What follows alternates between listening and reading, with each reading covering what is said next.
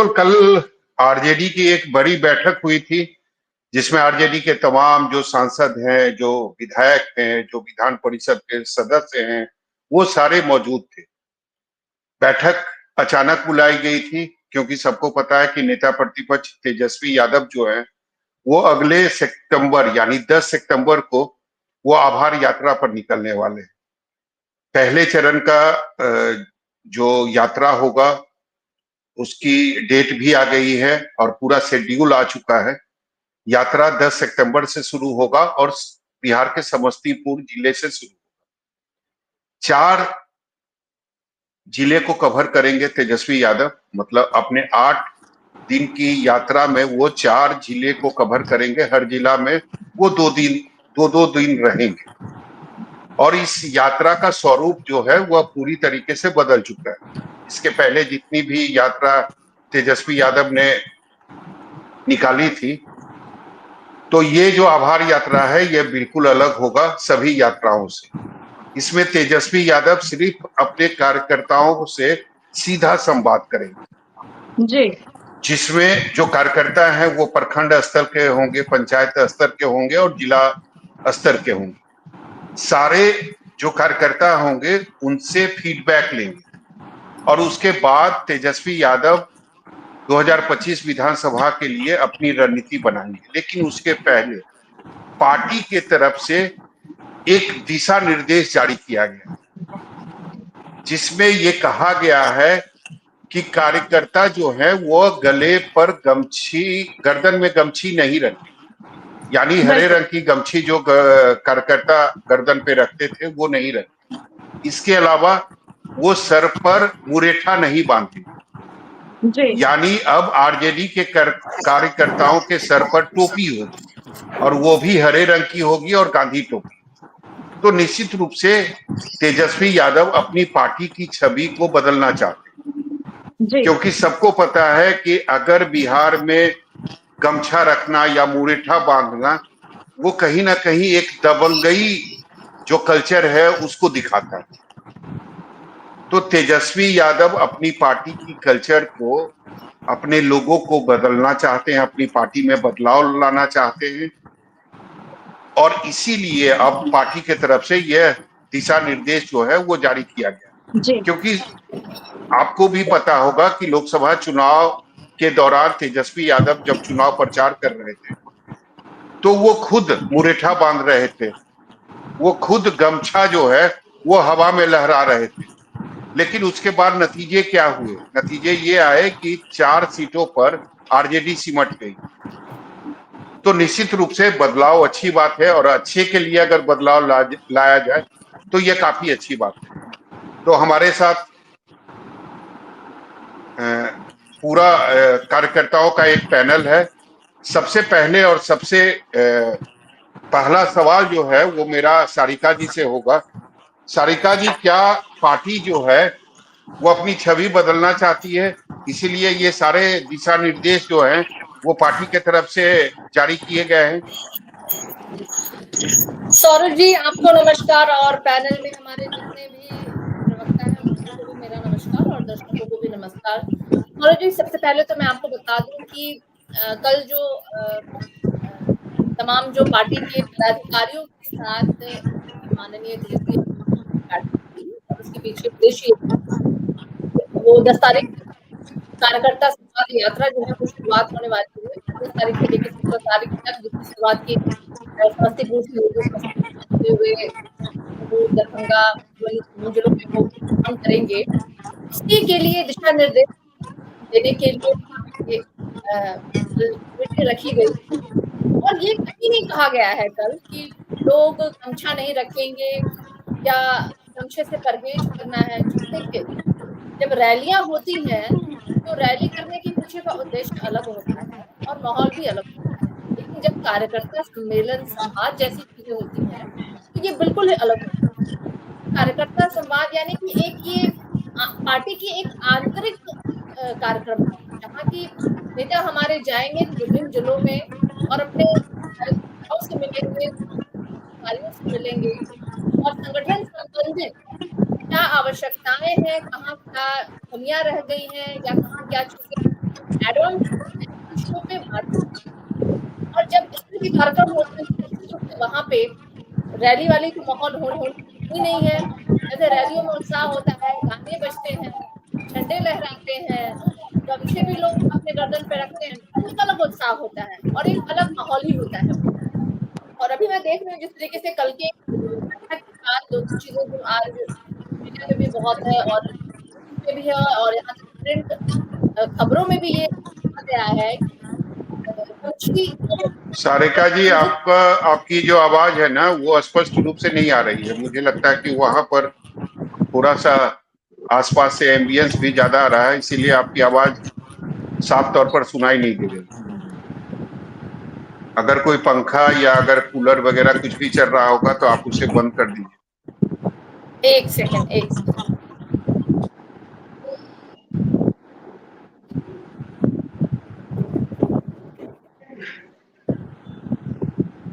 अभी मेरी जा रही है आवाज? ठीक है, तो जी बिल्कुल आ रही है। तो मैं यही कह रही थी सौरभ जी, कल जो मीटिंग रखी गई थी तेजस्वी यादव जी की, उसमें दिशा निर्देश दिया गया है कि आने वाले 10 तारीख से उनकी कार्यकर्ता संवाद यात्रा होगी। वहाँ पे चूंकि वो रैली वो एकदम 1 to 1 वो तमाम वहाँ पे जिला में जाएंगे और कार्यकर्ताओं से और अधिकारियों से मिलेंगे। अभी देखिए लोकसभा चुनाव समाप्त हुआ है और अभी जो स्थिति बनी हुई है सौरभ जी, वो आप भी बेहतर जानते हैं क्योंकि आप तो भाई मीडिया में रहते हैं और आपको ज्यादा पहले खबर आपको मिल जाती है। आपको भी पता है कि बनी हुई चुनाव कभी भी हो सकता है, कभी भी विधानसभा चुनाव। तो उसके मद्देनजर और ऐसे भी राष्ट्रीय 365 दिन जैसे कार्यक्रम होते हैं, तो इसी तहत जो है ये कार्यकर्ता संवाद जो है वो शुरू की गई है और नेता हमारे 10 तारीख को निकलेंगे और अपने लोगों में रहेंगे, परेशानियां सुनेंगे, कहाँ क्या मुद्दों पे भी बात करेंगे और मुझे लगता है कि अच्छा प्रयास है।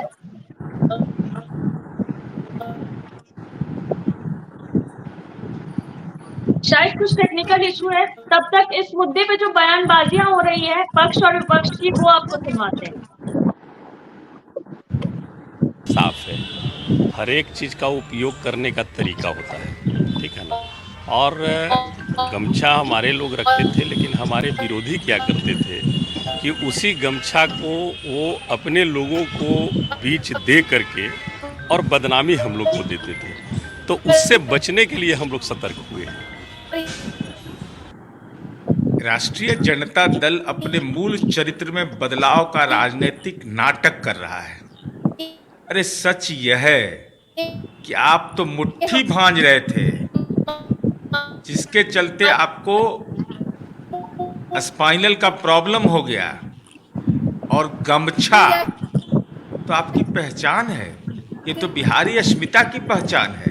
लेकिन राष्ट्रीय जनता दल को इस बात का एहसास हुआ कि गमछा ने राजनीतिक रूप से आपको 4 सीटों पर कैद कर डाला। तो गमछा आप हटा लीजिए, टोपी पहन लीजिए, या टोपी को सर पर बांधिए या टोपी को गले में बांध लीजिए, पट्टा बांध लीजिए, लेकिन जब तक लालूवाद विचारधारा है तो जनता आपके झांसे में नहीं आने वाली। कि उद्दंडता उनके कार्यकर्ता उन्हीं के नेतृत्व में करते आ रहा है। यह आरजेडी का संस्कार बन चुका है। उद्दंडता छोड़ दे, आरजेडी के कार्यकर्ता रंगदारी छोड़ दे, अपराधियों को संरक्षण देना छोड़ दे, अपराधी प्रवृत्ति को छोड़ दे, यह संभव नहीं है। उनकी वह परंपरा संस्कार बन चुका है और कभी भी आरजेडी के लोग ना उद्दंडता छोड़ने वाले हैं और ना बिहार के विकास से मतलब रखने वाले हैं। और तेजस्वी जी जो भी कह ले, तेजस्वी जी ही उस उद्दंडता का नेतृत्व करते हैं, तो क्या किसी को सीख देंगे। तो चलिए सीधा रुख करते हैं मनीष यादव जी का। मनीष यादव जी, आरजेडी जो बदलाव चाह रही है, क्या लगता है आपको बदलाव का फायदा होगा? धन्यवाद पवार जी। देखिए, सबसे पहले तो जो भी बदलाव का मामला, ये राजद का अंदरूनी मामला है और ये गमछा पगड़ी, ये तो आप पार्टी के राष्ट्रीय अध्यक्ष आदरणीय लालू प्रसाद जी के द्वारा ही मुझे लगता है 22 या 21 में लालू जी ने ही उन्होंने ही कहा था कि पार्टी के तमाम कार्यकर्ता गमछी और पगड़ी लेके मुरठा बांध के चले। लेकिन इन 2-3 वर्षों में क्या वो उन्हें ऐसा अनुभव प्राप्त हुआ कि गमछी जो है उदंडता का प्रतीक है। गमछी मैं भी लेके चल रहा हूं, ऐसा थोड़ी है कि मैं उदंड हूं। वस्त्र से उदंडता की पहचान नहीं होती है, व्यक्ति की मानसिकता कैसी है उससे पहचान होती है कि आप उदंड है। वस्त्र में कैसा भी धारण कर लूं तो मैं उदंड थोड़ी हो जाऊंगा, मैं भी गमछा लेके चल रहा हूं। आपकी मानसिकता कैसी है उस पर डिपेंड करती है ना। अब जिस दल के नेता, भाई तेजस्वी जी तो कभी यूनिवर्सिटी गए नहीं, कभी कॉलेज गए नहीं, स्कूल गए नहीं, तो अनुशासन तो उनके बस की बात है नहीं। तो जिस दल के नेता ही अनुशासन का पाठ कभी नहीं पढ़े हो तो उस दल के कार्यकर्ता में अनुशासन कैसे आ सकता है, पहली बात। दूसरी बात, मैं सुन रहा हूं भाई तेजस्वी जी यात्रा पे निकल रहे हैं, मेरी शुभकामना है, मैं ईश्वर से दुआ भी करूंगा कि वो बिहार में घूमे, क्योंकि अब तक वो जितने भी यात्रा पे गए हैं वो इतने ने राजकुमार हैं, उनका बॉडी इतना मतलब सुकुमार है कि वो पूरे यात्रा कंप्लीट नहीं कर पाते। तो हम तो ईश्वर से दुआ करेंगे, ईश्वर उन्हें शक्ति दे, बिहार घूमे। बिहार में जो आदरणीय नीतीश कुमार जी के नेतृत्व में जो इंफ्रास्ट्रक्चर में बदलाव हुआ है, जो सड़कें चमचमा रही है, हर जिले में अभी लगभग मेडिकल कॉलेज बन रहे हैं, ITI है, पॉलिटेक्निक कॉलेज है, तो वो घूमे, विकास जो बिहार में इंफ्रास्ट्रक्चर बदला है वो भी देखे। क्योंकि आदरणीय लालू जी के शासन काल में तो सड़क एक कल्पना थी, सड़क के बारे में कोई सोचता नहीं था। मेडिकल कॉलेज, ITI, पॉलिटेक्निक, ये सब तो एक कल्पना थी, सोचते नहीं थे। तो भाई तेजस्वी जी घूम रहे हैं, मेरी शुभकामना है, ईश्वर उन्हें शक्ति दे। लेकिन वस्त्र के बदलाव से पार्टी के कार्यकर्ता में जब तक उनके नेता में ही अनुशासन नहीं आएगा, वो वस्त्र बदलने से थोड़ी कोई उनके कार्यकर्ता में अनुशासन आ जाएगा। वस्त्र बदलने से अनुशासन नहीं आता है। जब नेता ही उनके खुद यूनिवर्सिटी नहीं गए, कॉलेज नहीं गए, स्कूल नहीं गए, तो अनुशासन का पाठ वो कहाँ पढ़ेंगे? जो खुद अनुशासन का पाठ नहीं पढ़े वो कार्यकर्ताओं को अनुशासन का पाठ क्या पढ़ाएंगे? चलिए मनीष जी, ठीक है, फिर आपका रुख करेंगे, सीधा रुख करते हैं रानी चौबे जी का। रानी जी, जी नमस्कार। जिस तरह से बदलाव कर रही है RJD, Tejashwi Yadav full active mode में दिख रहे हैं, वो यात्रा करने वाले हैं। फिर कल आरजेडी की बैठक हुई तो ये फैसला लिया गया कि अब गमछा नहीं पहना जाएगा, टोपी और बैच लगाना है। अचानक से ये सब बदलाव करके क्या लगता है आपको, आरजेडी क्या जताना चाह रही है?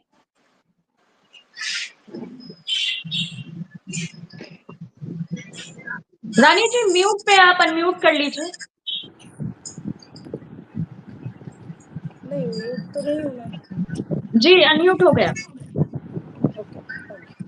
देखिए, राजद की मानसिकता इनिशियल से ही रही है कि टाइम टू टाइम ये अपनी चीजों को बदलते रहते हैं। पहले ये गमछे की बात मैं बताऊं कि 6 महीने पहले मैं इनका ही वीडियो देख रही थी, जिसमें तेजस्वी यादव जी ने बहुत तरीके से मुरेठा बांधा और सर पे जब जिस तरीके से पगड़ी बांध के बोला कि ये आपके तरफ से ये सम्मान बांध लूं मैं, तो लोगों ने बोला कि हाँ बांध लीजिए। तो जब बांध के आज वही गमछा इनके लिए खराब हो गया, तो इन्हें शायद डर हो गया है कि पाकिस्तान का रंग हरा है और ये जाति पाति रंग भगवा, ये हरा रंग, ये सारी चीजों में ही बंध के रह जाएंगे। और ये इनकी स्थिति आज ये हो गई है कि ये दिमागी रूप से इतना ज्यादा इनको परेशानी हो रही है कि आप सोचिए कि जब इनिशियली इनको मुस्लिम और यादवों का वोट लेना था तो इन्होंने बोला MY समीकरण, फिर इन्होंने अपने चैनल को तुरंत बदला नए समीकरण में, उसमें हुआ A to Z की पार्टी। जब आपको मुस्लिम और यादवों का वोट लेना है तो आप मुस्लिम और यादवों की बात करने लगते हैं। जब आपको समझ आता है कि भाई सारे लोगों को लेकर चलना है तो आप A to Z की बात करने लगते हैं। उससे भी आपकी दाल नहीं गली तो आप माई बाप की पार्टी बना देते हैं। तो इनकी जो मानसिकता है ये माई बाप बहन भाई तक ही रह जाए। ये वर्ड्स भी देते हैं तो चुन के देते हैं, क्योंकि इनको अपनी बहन को ही मंत्री बनाना है, इनको अपनी बहन को ही चुनाव में लड़ाना है, इनको अपनी माता को ही CM बनाना है, इनके लालू जी के सुपुत्र ही बनेंगे कुछ भी। भरी मंच पे जब ये कार्यकर्ताओं को इनके ही बड़े भाई तेजस्वी यादव जी के बड़े भाई तेज प्रताप जी ने अपने ही कार्यकर्ता को जिस तरीके से घसीट के मारा था मिशा जी के चुनाव में, तो क्या मैं पूछ सकती हूँ तेजस्वी यादव जी से कि वो कहाँ थे कार्यकर्ता? क्या वो जनता के लोग नहीं थे? क्या आपने, जो इंसान अपने कार्यकर्ता को सम्मान नहीं दे सकता है, सिर्फ हरे रंग और भगवा रंग और इन चीजों का, अरे आप विकास की बात कीजिए ना, विकास की यात्रा कीजिए। आप यात्रा कीजिए कि कितनी सड़कें आपके टाइम में थी और आज हमारे समय में कितनी सड़कें हैं। आप बात कीजिए कि कितने कॉलेजेस थे और किस तरह की पढ़ाई हो रही है अब। आप बात कीजिए कि आपके समय में एक आईएएस ऑफिसर को कान पकड़ के उठा बैठी कराया जाता था और आज के आईएएस ऑफिसर घूम रहे हैं, इज्जत और सम्मान की चीजें पा रहे हैं। तो ये भी बात कीजिए ना कि आज महिलाएं कितनी सुरक्षित हैं, रेशियो कितना घटा है। आप बात कीजिए कि आपके समय 4 बजे के बाद महिलाएं नहीं निकलती थी। तो ये सब बातें करने की बातें हैं। ये भगवा रंग और ये आज की जनता रोड खोजती है, आज की जनता रोटी खोजती है, आज की जनता बेरोजगारी नहीं रहे ये खोजती है कि हमें रोजगार कैसे मिले। आज की जनता को अच्छी सड़कें चाहिए ताकि वो स्कूल तक पहुंच पाए, जो कि आदरणीय प्रधानमंत्री और एनडीए की सरकार और नीतीश कुमार जी के नेतृत्व में हुआ है। तो ये बात करें ना तेजस्वी यादव जी, ये भगवा रंग, हरा रंग, आज पगड़ी बांधे, कल हम उसी पगड़ी को अपमानित कर देंगे, ऐसा थोड़ी होता है। बात करें जनता के विकास की, जो कि एनडीए की सरकार कर रही है। हम बहुत तरीके से भाजपा और एनडीए की सरकार और नीतीश कुमार जी के नेतृत्व में बिहार को चला रहे हैं और काफी खुश है जनता। और आगे भी विकास की जो प्लानिंग हमारी हुई है, जो भी हमारे मैनिफेस्टो में है, वी विल डू दैट। तो बात हम इसकी करें, ये कभी ये पता चले कि ये कभी अपने कार्यकर्ताओं को मारते हैं, कभी हम वही समीकरण करते हैं। देखिए, आज के मुसलमान पढ़ लिख गए हैं, आज के मुसलमान को पता है कि कौन हमें रोजगार देगा, कौन हमें रोटी देगा, कौन हमें सड़क देगा, कहाँ हमारी बच्चियां सुरक्षित है। आप समझ रहे हैं? 90 से 2005 का जो कार्यकाल रहा है, उसमें जिस तरह की व्यवस्था रही है, हम भी यही की बेटी है, हम भी यही पे पले बड़े हैं, हमने भी देखा है। और आज की बच्चियां भी हैं जो आज हम डिबेट पे बैठ पा रहे हैं, तरीके से बात कर पा रहे हैं, और 4 बजे क्या 12 बजे रात तक हम अपने रोड पे घूम पा रहे हैं अपने परिवार के साथ। आइसक्रीम खाना होता है तो 10 बजे 11 बजे के बाद भी हम लोग निकल पा रहे हैं। उस समय ये हालत थी ना कि अगर आपको निकलना होता था ना, तो आप सोचते थे कि बच्चियों को लेके, बच्चियां तो छोड़ दीजिए, किसी जगह पुरुष भी सुरक्षित नहीं थे उस कार्यकाल में। तो चीजें बदली हैं। मैं यही बोलूंगी कि इस तरह विकास जिस तरीके से होना शुरू हुआ है, अगर ये तरीके से होता जाए और हमारी डबल इंजन की सरकार जिस तरीके से काम कर रही है, जिसमें जनता के अंदर एक हिम्मत आई है, आज उसी पल पे वो, लेकिन तेजस्वी जी तो सिर्फ हरे रंग, भगवा रंग, इन सब चीज की बात करेंगे, दलित को कभी बात करेंगे, कभी बात करेंगे कि स्वर्ण जाति को दे रहे हैं। अरे आप काम कीजिए ना, आप सिर्फ मुस्लिम यादव सबकी बात कीजिए, आप सिर्फ मुस्लिम यादव और दलित की बात या स्वर्ण की बात या जंगल की बात नहीं कीजिए। सबको चाहिए, सबको चाहिए मकान, सबको चाहिए रोजगार, इसकी बात करें हम लोग। चलिए ठीक है रानी जी, फिर आपका रुख करेंगे, सारिका जी से जवाब ले लेते हैं। सारिका जी, तमाम आरोप लग गए आप पर, ये भी कहा जा रहा है कि आरजेडी सिर्फ अब तेजस्वी यादव जो है वो सिर्फ रंगों में उलझ कर रह गए हैं, कभी भगवा कभी हरा, और अब गमछे को बदलकर टोपी कर रहे हैं। वही मनीष यादव जी ये भी कह रहे थे कि तेजस्वी यादव यात्रा तो शुरू कर देते हैं, बट उनकी यात्रा कभी मुकम्मल नहीं होती है। देखिए सभा जी, मनीष जी की अभी राजनीति में वो बुतरू हैं, कहा जाता है ना बिहार में, छोटा बच्चा।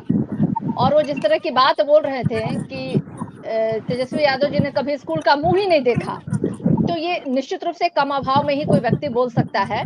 मुझे लगता है अभी और उनमें पढ़ने की उनको आवश्यकता है। उन्हें कम से कम पढ़ लीजिए, आप कम से कम पढ़ लीजिए। नीतीश जी के आप पार्टी में हैं और नीतीश जी ने इतना स्कूल खोला है, इतने टीचर दिए थे, सबको पता है कि किस तरह के टीचर दिए थे, जो कि फ्यूचर को फुटेरा लिखते थे, जो इंग्लिश को भी पूरी स्पेलिंग नहीं लिख पाते, हिंदी भी ढंग से नहीं लिख पाते थे। ऐसे शिक्षकों को नीतीश कुमार जी ने देने का काम किया। और बाद में जब तेजस्वी यादव जी सरकार में आए तो उन्होंने पूरी शिक्षा व्यवस्था को बदल दी, शिक्षकों की भरमार की। ऐसे शिक्षक जो कि कहीं कभी पटना के टॉप रिनॉल्ड प्राइवेट स्कूल्स में, मिशनरी स्कूल में पढ़ाते थे, वो आज सरकारी स्कूल में बच्चों को पढ़ा रहे हैं, अच्छी शिक्षा दे रहे हैं। तो ये बात है। और रही बात, देखिए अनुशासन पे भी बोला मनीष जी, तो मैं आपको बताना चाहूंगी मनीष जी कि आपको, आपके जो नेता है ना नीतीश जी को अनुशासन बहुत सीखने की आवश्यकता है। उनकी अनुशासन हमने देखा कि कितनी खराब है कि उन्होंने महिलाओं के प्रति क्या अभद्र टिप्पणी उन्होंने की थी। इतनी जलालत की हद की अभद्र टिप्पणी उन्होंने की थी कि भाजपा की एक महिला नेत्री तो रोने तक लगी थी।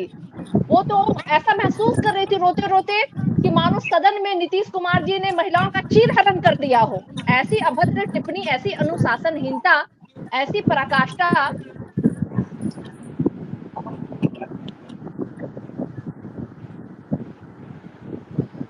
अरे यार लाओ यार, हमारा तो कभी हो ही नहीं पाता है डिबेट। सारिका जी ठीक है, सारिका जी। मनीष जी जवाब दे दीजिए। मैं अभी सारिका जी को सुन रहा था। सारिका जी, मैंने तो गलत नहीं बोला कि भाई तेजस्वी जी किस यूनिवर्सिटी के विद्यार्थी रहे हैं, तो अब उन्होंने मुझे ही सीख दे दिया कि आप पढ़ने का अभाव है। मैं तो एक साधारण घर से लड़का आता हूँ और मैं उसी विश्वविद्यालय से पढ़ा हूँ जहाँ आदरणीय लालू प्रसाद जी पटना विश्वविद्यालय से, जो उनकी पटना विश्वविद्यालय इन्होंने पहचान दिलाया, मैं भी उसी विश्वविद्यालय का छात्र रहा। मैं गर्व से कह रहा हूँ कि मैं पटना विश्वविद्यालय में पढ़ाई किया हूँ। क्या सारिका जी बताएंगी कि बिहार और देश के कौन से विश्वविद्यालय के भाई तेजस्वी जी छात्र रहे हैं? उस विश्वविद्यालय का नाम बता सकती हैं? और वो कह रही थी अनुशासन। राजद का कल्चर क्या है ये पूरा बिहार ही नहीं देश जानता है कि राजद का मतलब क्या था। राजद में अनुशासन दोनों विपरीत शब्द है। राजद में कभी अनुशासन हो ही नहीं सकता। मैं पहले भी बोला और अभी भी बोल रहा हूं कि जिनके नेता कभी कॉलेज का मुंह नहीं देखे, गेट नहीं देखे, स्कूल का मुंह नहीं देखे, वो अनुशासन का पाठ दूसरे को क्या पढ़ाएंगे जो कभी अनुशासन देखे ही नहीं। और ये कह रहे थे, शिक्षक की बात कर रहे थे। बड़ा दुर्भाग्य की बात है कि भाई तेजस्वी जी बिहार में हमारे नेता आदरणीय नीतीश कुमार जी के आशीर्वाद से 2 बार उनको मंत्री बनने का सौभाग्य प्राप्त हुआ। मैं पहली बार ऐसा सुन रहा हूं कि किसी मंत्री को पावर है नियुक्तियां निकालने की। मंत्री का तो पहले क्या परिभाषा है, सारिका जी को पहले ये बताना चाहिए कि मंत्री की परिभाषा क्या होती है और मंत्री और मुख्यमंत्री के बीच में फासला क्या होता है, पहले ये उन्हें जानना चाहिए। सबसे पहले तो उन्हें यही अभाव है क्योंकि उनके नेता तो स्कूल कॉलेज गए नहीं, तो वो मंत्री और मुख्यमंत्री के बीच का फासला नहीं जानते। और राजद के कार्यकाल में शिक्षक की बहाली तो छोड़ दीजिए, स्कूल कितने दूर पर होते थे और दूरी के अभाव के कारण बच्चे स्कूल नहीं जा पाते थे। मैं तो कह रहा हूं कि मैं पटना विश्वविद्यालय का छात्र रहा हूं। सारिका जी बताएं कि भाई तेजस्वी जी किस विश्वविद्यालय के छात्र हैं? मेरी उम्र 33 वर्ष है, तो सारिका जी मुझे बच्चा कह रही है, लेकिन इनके नेता भाई तेजस्वी जी की उम्र कितना है मुझे नहीं पता, उन्हें ये अपने नेता मानते हैं। ये क्या दोहरा मापदंड है ये मुझे समझ से पड़े। और भाई तेजस्वी जी जो अब यात्रा पे निकले हैं, अब वो यात्रा इसलिए निकाल रहे हैं कि कैसे 2025 में जिस प्रकार से 2010 में प्रतिपक्ष के नेता बनने लायक भी आरजेडी नहीं थी, अब उसके लिए वो संघर्ष कर रहे हैं कि कैसे 2025 के चुनाव में प्रतिपक्ष के नेता भी बनने लायक हम बचेंगे कि नहीं बचेंगे, उसके लिए वो संघर्ष कर रहे हैं। ठीक है मनीष जी। सारिका जी कुछ कहना चाह रही थी आप? जी बिल्कुल, माफी चाहती हूँ, मेरे नेटवर्क में कोई इश्यू था जिसकी वजह से मैं अपनी बात को कंप्लीट नहीं कर सकी। मनीष जी की बातें मैंने आधी अधूरी ही सुन पाई हूँ। बहुत वो जहर उगल रहे थे, जाहिर सी बात है। और उन्होंने अपना बोला भी कि भाई अपनी उम्र की बात भी उन्होंने की, अपनी शिक्षा की भी बात की। तो देखिए यहाँ मेरी और तेरी बात नहीं हो रही है, बात यहाँ हो रही है बिहार की। बात यहाँ नहीं, आपने मुझे कहा कि अभी बच्चे हैं, तो मैं जानना चाहता हूं कि मेरी उम्र 33 वर्ष और भाई तेजस्वी जी की कितनी उम्र है और ये बच्चा का क्या मेजरमेंट है, क्या उसका मापदंड है, ये मैं जानना चाहता हूं। इसलिए मैं तो पटना विश्वविद्यालय का छात्र रहा हूं और तेजस्वी जी किस विश्वविद्यालय के छात्र हैं ये भी तो आप बता दीजिए ना। देखिए, परिपक्वता की कमी इसी को कहते हैं। और मैंने आपको कहा कि आप राजनीतिक रूप से बहुत बुतरू हैं। मैंने आपको ये नहीं कहा, मैंने आपकी उम्र पे कोई कटाक्ष नहीं किया और ना ही मैंने आपके शरीर की किसी बनावट पे मैंने टिप्पणी की। मैंने आपको बोला कि आप राजनीतिक रूप से अभी बहुत बुतरू हैं और ये आपकी अपरिपक्वता बता रहा है। मैं इसी पे सवाल कर रहा हूँ ना कि बुतरू का मापदंड क्या है। भाई तेजस्वी जी का राजनीतिक कैरियर कितना वर्षों का है ये मुझे बताएं आप। उसका बुतरू, जो आप बुतरू शब्द इस्तेमाल कर रही हैं, उस बुतरू शब्द का मापदंड क्या है, मैं ये जानना चाहता हूँ। तेजस्वी जी में ऐसी कौन सी योग्यता है और कितने वर्षों से वो राजनीति कर रहे हैं कि राजनीति के बहुत बड़े वो विख्यात हो गए, वो बुतरू से व्यस्त हो गए। वो बुतरू से जो व्यस्त की परिभाषा है वो बताएं मुझे आप। देखिए सभा जी, मुझे लगता है कि डिबेट की मर्यादा रखनी चाहिए। थोड़ा थोड़ा वक्त सबको दिया गया है तो बोलने के लिए। बोलिए क्योंकि बोलिए सारिका जी, पूरा वक्त है आपके पास, बोलिए। मैं ऐसे नहीं मनीष बोल जी पाऊंगी बोलने कि मैं दीजिए उनको आप। बात कर रही हूँ और कोई मुझे इंटरप्ट करे तो मैं अपनी बात को कंप्लीट नहीं कर पाऊंगी। और शायद कुछ टेक्निकल इशू है, तब तक हमारे वरिष्ठ संवाददाता सौरभ जी का रुख करते हैं, उनके पास भी कुछ सवाल है, लेकिन उससे पहले मैं उनसे एक सवाल लेना चाहूंगी। सौरभ जी, आखिर आरजेडी को अचानक क्यों जरूरत पड़ गई बदलाव करने की?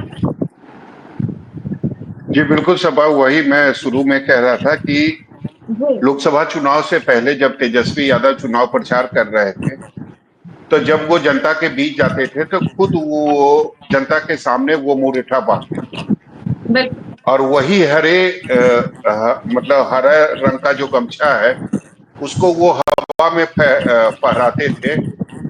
और जब मीडिया वाले ने उस समय उनसे पूछा था कि आप ऐसा क्यों करते हैं, तो वो उनका कहना था कि वो अपने कार्यकर्ताओं में जोश भरना चाहते हैं। लेकिन आपने देखा लोकसभा चुनाव के नतीजे क्या रहे।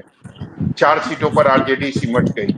तो निश्चित रूप से तेजस्वी यादव को लगा कि ये सारी चीजें जो हो रही है पार्टी के अंदर, ये ठीक नहीं है। कहीं ना कहीं पार्टी की जो छवि है वो खराब हो रही है। तो निश्चित रूप से एक कहा जाता है ना कि अच्छे के लिए अगर बदलाव हो तो वो बदलाव जरूरी होता है और वो करना भी चाहिए। तो नेता प्रतिपक्ष तेजस्वी यादव ने वही बदलाव किया है। इसके साथ और भी कई बदलाव हुए, केवल गमछा और टोपी नहीं, इसके अलावा और भी कई बदलाव हुए जो आभार यात्रा के दौरान दिखाई देते। तेजस्वी यादव ने यह भी कहा है कि जगह जगह जो स्वागत किया जाता है नेताओं का और जेसीबी से जो फूलों की बरसात होती है, उससे परेशानी ये होती है कि पूरा ट्रैफिक जो है वो जाम हो जाता है और उसको सुचारू रूप से करने में करीब 1-2 घंटे का वक्त लग जाता है। तेजस्वी यादव ने उन चीजों को लेकर भी मनाही की है। इसके अलावा जगह जगह जो बैनर और बड़े बड़े जो पोस्टर लगाए जाते हैं, उसके लिए भी तेजस्वी यादव ने कहा कि ये सब नहीं होना चाहिए। तो निश्चित रूप से मुझे लगता है कि ये बदलाव अच्छे के लिए है और ये बदलाव हर पार्टी को अपनाना चाहिए, देर से ही सही, लेकिन अगर आरजेडी इस बदलाव को अपने पार्टी के अंदर ला रही है तो ये काफी अच्छी बात है। चलिए ठीक है सौरभ जी, फिर आपका रुख करेंगे रानी चौबे जी। बात तो सही है ना कि जिस बदलाव की बात वो कर रहे हैं वो बदलाव कहीं ना कहीं सही भी है। देखिए, तेजस्वी यादव जी शुरू से कॉपी पेस्ट करते हैं और कहीं ना कहीं वो कुछ नीतीश कुमार जी से सीखते हैं, कुछ भारतीय जनता पार्टी से सीखते हैं। तो अभी सीखने की उनकी उम्र है, वो सीखें और पार्टी उनकी जो चल रही है उसमें सिर्फ वही सीएम के कैंडिडेट हो, इसकी भी बातें करें। कि वो सीएम कैंडिडेट क्यों, आखिर वो बताएं कि आखिर उन्हीं को ही जनता उनको सीएम कैंडिडेट क्यों निर्धारित करे, वो क्यों नहीं किसी और को असाइन कर रहे हैं कि उसे भी सीएम करे। तो पार्टी में बदलाव इस तरह का लाइए कि एक दलित के बच्चे को बनाइए चीफ मिनिस्टर, बनाइए, आप बनाइए, आप किसी मुसलमान को बनाइए। तो सिर्फ बातें करने की बात करते हैं कि हम एमवाई समीकरण करते हैं, हम मुसलमानों की योजनाओं पे बात करते हैं। देखिए, रियलिटी यही है कि प्रधानमंत्री जी ने सबका विकास की बात की है। सबका साथ सबका विकास जो हमारा स्लोगन है वो ऐसे नहीं है, हमारी कोई जाति पाति नहीं है। हम युवाओं की बात करते हैं, महिलाओं की बात करते हैं, हम किसान भाइयों की बात करते हैं, हम यूथ की बात करते हैं। यूथ आज का जो जमाना है इन चारों चीजों में ही सिमट जाता है। गरीबों की बात करते हैं, हम विकास की बात करते हैं, हम कोई गमछा और फ्लावर की बात नहीं करते हैं, आप समझिए। तो भारतीय जनता पार्टी हो या एनडीए की सरकार हो, कंप्लीट इस बार माइंडसेट है हमारा कि हमें सिर्फ सरकार बनाने से मतलब नहीं है, हमें लोगों तक उतनी योजनाएं पहुंचे, उतने विकास हो, इससे भी मतलब सरकार तो हमारी है ही, आप समझिए, लेकिन उसके बाद भी 365 दिन एनडीए की सरकार काम कर रही है। आप किसी विभाग में जाके देख ले, पहले वाली स्थिति नहीं है। पहले क्या था कि महीनों तक 4-4, 5-5, 6-6 सालों तक फाइल पेंडिंग्स रह जाती थी। ये सरकार बदल गई, वो सरकार, लेकिन हमारे यहाँ जो भी मंत्री बनते हैं विभाग में, वो तुरंत एकदम निर्देश देते हैं कि जितने भी फाइल पेंडिंग्स हैं उसको जल्दी से जल्दी शॉर्ट आउट किया जाए ताकि जनता ग्रसित ना हो, जनता में कोई परेशानी ना हो। तो ये चीजें बात करें हम, ये गमछा बदल देना, फूल का ये करना, देखिए उन्हें पता है कि उनको जेसीबी से स्वागत मिलेगा ही नहीं उस लेवल पे जनता से।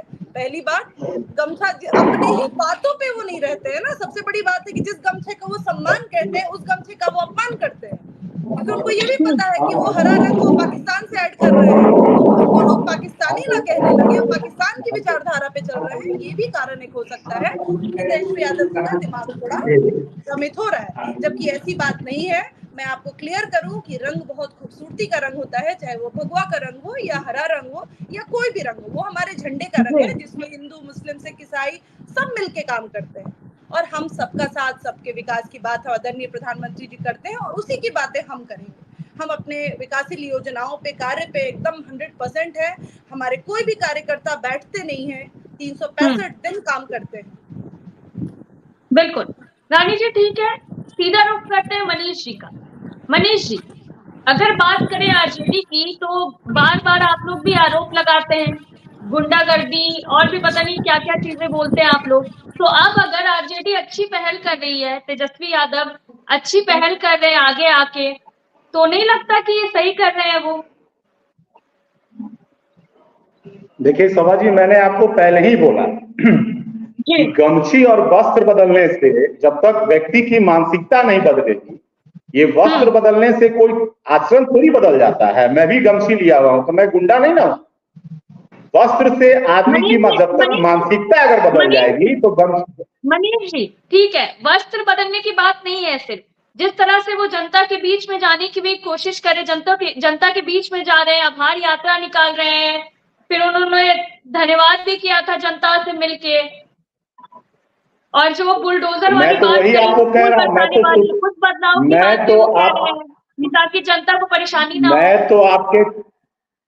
मैं तो आपके चैनल के माध्यम से ईश्वर से दुआ कर रहा हूं कि ईश्वर उन्हें हिम्मत दे, क्योंकि अब तक जितनी यात्रा भी वो निकाले हैं वो बीच में ही यात्रा छोड़ के चले जाते हैं, क्योंकि वो तो संघर्ष से आए नहीं है, जीवन में संघर्ष तो कभी किए नहीं। पिताजी के विरासत थी, सीधे आकर वन में टॉप कीपर पोस्ट पर बैठ गए और युवराज बन गए, तो संघर्ष तो उनके बस की बात है नहीं। तो मैं तो ईश्वर से दुआ कर रहा हूं कि ईश्वर उन्हें हिम्मत दे और पूरे बिहार में घूमे। बिहार में आदरणीय नीतीश कुमार जी के नेतृत्व में जो विकास हुए हैं, जो परिवर्तन हुए हैं, वो घूमे, वो देखे। मैं तो आपको पहले ही बोला कि बिहार में कैसे हर जिले में पॉलिटेक्निक कॉलेज बने हैं, मेडिकल कॉलेज बने हैं, ITI बने हैं, वो देखे, चमचमाती सड़कें हैं, लेकिन वो कर नहीं ना पाएंगे, वो आधे यात्रा पे ही छोड़कर चले आएंगे, उनसे संभव ही नहीं है, क्योंकि संघर्ष उनके बस की बात ही नहीं है, क्योंकि जीवन में कभी उन्होंने संघर्ष देखा ही नहीं है। चलिए ठीक है मनीष जी, समय की कमी, आखिरी कमेंट सौरभ जी से लेना चाहूंगी। सौरभ जी। जी बिल्कुल सभा, सबसे बड़ी बात है कि अगर आरजेडी को अगर आप देखेंगी, जिस समय लालू प्रसाद यादव और राबड़ी देवी का शासनकाल था बिहार में, तो जो रैलियां निकाली गई थी उस समय, वो चाहे लाठी रैली हो या फिर और भी कई तरह की गरीब रैला हो, तो उसमें जो कार्यकर्ता आते थे उन लोगों के हाथों में लाठी होती थी, और लालू यादव खुद मन से कहते थे कि तेल पिलावन लाठी रैली है। तो एक जो मैसेज आता था लोगों में, वो निश्चित रूप से अच्छा मैसेज नहीं जाता था, और एक मानसिकता हो गई थी कि हाथों में लाठी, माथे पर मुरेठा, यही आरजेडी की संस्कृति है। तो उस समय आरजेडी केवल MY समीकरण की बात करती, लेकिन अब तेजस्वी यादव जो है वो A to Z की बात करते हैं। उनको पता है MY समीकरण से कुछ भी होने वाला नहीं है, अगर बड़ा बदलाव लाना है तो A to Z की बात करनी पड़ेगी। और आपने देखा होगा, दर्शकों को भी पता है कि 2020 का जब विधानसभा चुनाव हुआ था तो यही तेजस्वी यादव एक तरफ थे और दूसरी तरफ एनडीए थी। यानी दूसरी तरफ नीतीश कुमार भी थे, प्रधानमंत्री नरेंद्र मोदी भी थे और बीजेपी के तमाम जो नेता हैं वो थे। और एक तरफ केवल और केवल तेजस्वी यादव थे। लालू प्रसाद यादव उस समय जेल में थे। तो चुनाव का पूरा कमान जो है वो तेजस्वी यादव ने संभाला। और उसके बाद जो नतीजे आए थे वो नतीजे सबको चौंका दिए, क्योंकि सबसे बड़ी पार्टी जो है वो आरजेडी उभर कर आई थी। तो तेजस्वी यादव अब इस विधानसभा में यानी 2025 में कोई गलती नहीं करना चाहते। थोड़े दिन के लिए उनको लगा था कि गर्दन पे गमछी रखना अच्छी बात है, मुरेठा बांधना अच्छी बात है, लेकिन नतीजे जो लोकसभा के आए उसमें उनको एहसास हो गया कि नहीं, मुझे सही रास्ते पर जाना है। तो अब उन्होंने अपने आप को यू टर्न लिया है। और निश्चित रूप से अगर आप अच्छे के लिए यू टर्न लेते हैं तो इसमें कोई बुराई नहीं है। सबको पता है नीतीश कुमार ने 4 बार गठबंधन बदला है। फिर भी अगर उनके नेता से अगर आप बात करें तो वो उनके नेता नहीं कहेंगे कि वो पलटी मार है या दल बदलू है। वो कहेंगे कि हम बिहार, नीतीश कुमार हमेशा कहते हैं कि हमने बिहार के हित में फैसला लिया। तो अगर तेजस्वी यादव अपने पार्टी के हित में कोई फैसला लेते हैं और वो फैसला अच्छा है, वो बदलाव अच्छा है, तो मुझे लगता है कि हर पार्टी के नेता को लेना चाहिए। अब इसका क्या प्रभाव पड़ेगा, इसके मतलब इसका क्या इम्पैक्ट होगा, ये 2025 के विधानसभा चुनाव के बाद पता चलेगा। सब चलिए ठीक है, बहुत बहुत शुक्रिया आप सभी का हमारे साथ जुड़ने के लिए। दरअसल तेजस्वी यादव पार्टी में बदलाव कर रहे हैं। हालांकि इस बदलाव का कितना फायदा तेजस्वी यादव और आरजेडी को आने वाले समय में मिलेगा, यानी कि बिहार विधानसभा चुनाव में, ये देखना बेहद ही दिलचस्प होगा। फिलहाल के लिए इतना ही। देखते रहिए न्यूज़ 24 बिहार झारखंड। अगर आपको ये डिबेट अच्छी लगी तो उसे लाइक और शेयर जरूर करें। आप अपनी राय हमें कमेंट करके भी जरूर बताएं और हमारे चैनल को सब्सक्राइब करना ना भूलें। नमस्कार।